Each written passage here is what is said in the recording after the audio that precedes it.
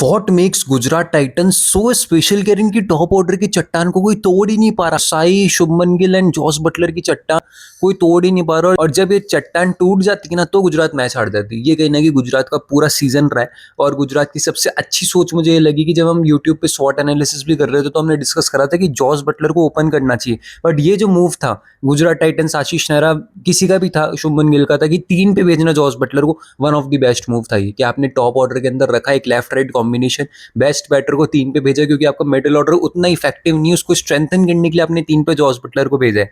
तो बहुत अच्छी सोच थी। बट जॉस बटलर की सर्विसेज अभी आपके पास 27 तारीख तक की है और आपको चाहिए उसका रिप्लेसमेंट। रिपोर्ट सारी की कुशल मेंडिस होंगे।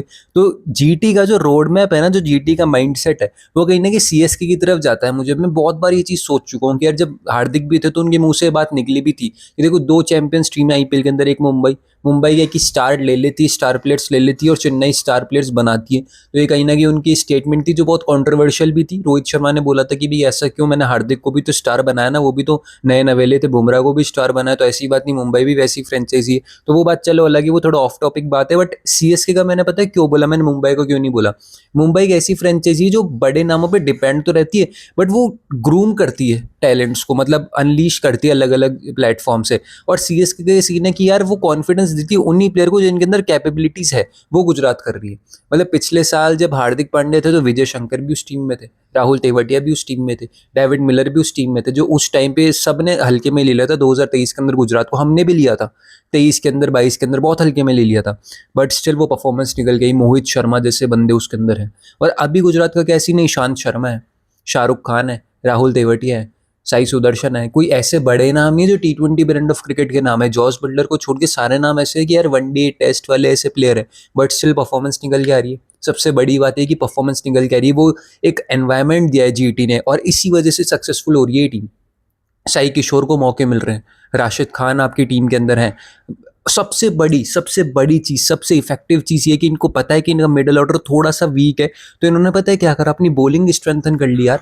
इन्होंने रबाडा, कोइट्जे, सिराज, प्रसिद्ध कृष्णा और ईशांत शर्मा, 5 नाम तो मैंने आपको ऐसे ही बता दी इनकी पेस फैक्ट्री के। इनकी बॉलिंग बहुत स्ट्रेंथन हो गई यार। और इसी वजह से इसको सक्सेसफुल बना रही है टीम। अगर इनकी बैटिंग इनको लेट डाउन करती तो बॉलिंग ऊपर कर देती कि यार मैं बचाऊंगा तेरे को। और वही गुजरात की टीम कर रही है कि यार बॉलिंग बहुत स्ट्रॉन्ग कर ली। इनको पता है मिडिल ऑर्डर वीक है, टॉप ऑर्डर अच्छा है, तो बॉलिंग आप और स्ट्रॉन्ग कर लो ताकि आप डिफेंड कर सको टोटल। और वो गुजरात का यहाँ पे सक्सेस मंत्र रहा है पूरे सीजन के अंदर कि मिडिल ऑर्डर उतना इफेक्टिव नहीं था बट टॉप ऑर्डर के रन आ रहे थे और बॉलिंग आपको बचा रही थी। ये कहीं ना कहीं सबसे बड़ा प्लस पॉइंट था। अरशद खान को भी ऐड कर लो आप। अरशद खान को जिस तरह से ग्रूम करा है, साई किशोर हो गए, राशिद खान हो गए, स्पिनर्स के अंदर भी आप देख लो, तेवटिया भी बॉलिंग डाल लेते हैं। तो बॉलर्स की पूरी टीम है। Gujarat Titans is all about bowling. और वही आशीष नेहरा करके दे रहे हैं जो कोच है, बिल्कुल अच्छी गाइडेंस दे रहे हैं, लाइन और लेंथ के ऊपर बॉलिंग करना सिखा रहा है और वही चीज़ यहाँ पे हो रही है। तो गुजरात का सक्सेस मंत्र ये रहा है कि उनकी बॉलिंग, दूसरा टॉप ऑर्डर अगर फेल हो गया तो मिडिल ऑर्डर में दिक्कत आएगी। फिर शरफन, रदरफर्ड, शाहरुख खान, राशिद खान, वॉशिंगटन सुंदर, कोई गारंटी नहीं कि कोई प्लेयर चलेगा कोई नहीं चलेगा। वो फिर अनसर्टेनिटी आएगी और वो गुजरात के साथ रहा है। अभी तक तो वो टॉप ऑर्डर नहीं टूटा। कल के मैच के अंदर आपने देखा होगा 10 विकेटों से मैच जीता भाई। साई सुदर्शन, शुभमन गिल की जो जोड़ी थी 10 विकेटों से, और फिर उसके बाद आउट भी होते तो जॉस बटलर भी आते हैं क्योंकि सर्विसेज 27 तारीख तक की है और रिपोर्ट्स निकल के आ रही कि कुशल मेंडिस को ही लेंगे। अब देखो वही टीम है ना कि सीएसके वाली अप्रोच की, कुशल मेंडिस की तरफ गए, श्रीलंकन विकेट कीपर बैटर की तरफ। आप जॉनी बेयरस्टो की तरफ भी जा सकते थे, वो भी आपके पास है विकल्प के अंदर, तो वो ज़्यादा इफेक्टिव होता है अहमदाबाद की पिचेस के अंदर और ऐसे पिचेस के अंदर। बट स्टिल एक कुशल मेंडिस की तरफ जा रहा है। तो ये दिखाती है इसकी थिंकिंग यार कि हाँ, प्लेयर के टैलेंट बेस पे आप उसको उठाओगे, अच्छे एनवायरनमेंट में रखोगे तो परफॉर्मेंस निकल के आएगी।